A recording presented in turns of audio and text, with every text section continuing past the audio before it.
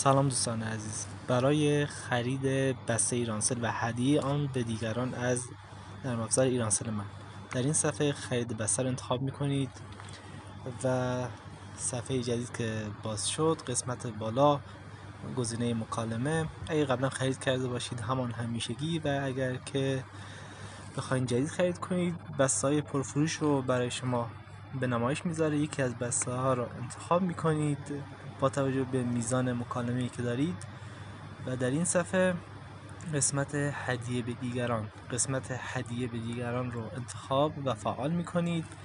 در پایین صفحه شماره موبایل شخص مورد نظر خودتون رو وارد میکنید.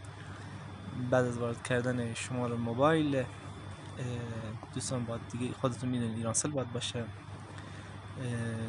گزینه ادامه رو میزنید و در این قسمت شماره تماس و بسته رو چک میکنید.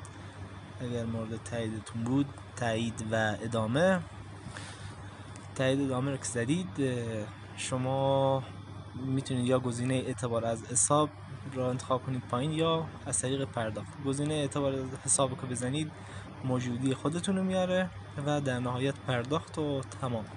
ولی خب اگر در قسمت قبلی این گزینه پرداخت از طریق درگاه بانکی رو انتخاب کنید، شما به صورت پیش‌فرض به درگاه پرداخت بانک ملت